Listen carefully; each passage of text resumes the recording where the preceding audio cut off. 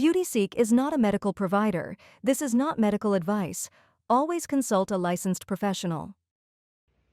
Hello, beauty seekers. In this episode of our Magic Mirror Report series, we focus on our internal dialogue, what we say to ourselves when weighing whether or not to move forward with an aesthetic procedure. I'm Sam, and this is Beauty Seek, where we offer straight talk so beauty seekers can make informed aesthetic decisions. Aesthetic decisions rarely happen in silence. Researchers call internal language a key factor in judgment.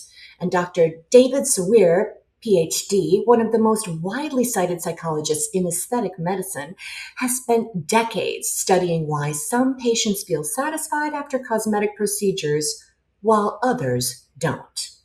Across his work, a consistent theme emerges. Outcomes are strongly influenced by how patients frame their expectations internally before they ever step into a consultation. Sawir has noticed that patients who describe their appearance concerns in absolute self-critical terms, language like, "this will finally make me okay," or "I can't feel confident until this is fixed," are more likely to struggle emotionally afterward, even when the procedure is technically successful. In contrast, patients who speak about a specific procedure in measured, grounded terms tend to report satisfaction. What Samir is really listening for isn't just motivation, it's the tone and pressure of the internal conversation patients are already having with themselves. Surgeons associated with professional organizations like the Aesthetic Society emphasize that phrases signaling urgency or emotional rescue, "I should have this done years ago, I'm running out of time, I just need this to feel okay," often predict regret post-procedure. Urgent language compresses time to weigh authentic decisions. Neutral self-talk sounds different. "I'm allowed to take time. I can gather more information.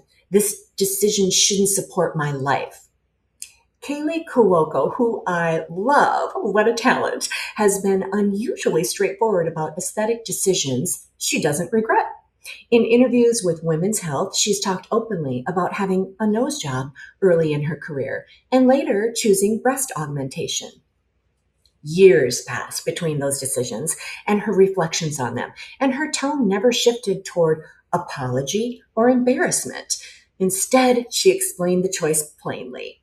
"I did it for me," she said. "I didn't do it for a man or anyone else." To me, what stands out isn't the procedures themselves, but the internal framing she describes. No urgency, no self-criticism, no promise that the changes would fix something deeper.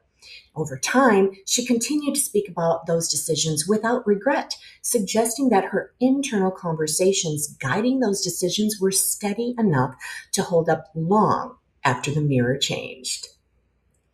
Before finalizing an aesthetic decision, experts suggest listening closely. Is the voice in your head helping you think or pushing you to act? Next, in our final Magic Mirror episode, we address the question underlying all other questions. How do you pursue aesthetics without tying your worth to the result? Comment Magic Mirror to be notified when our next episode drops right here on Beauty Seek.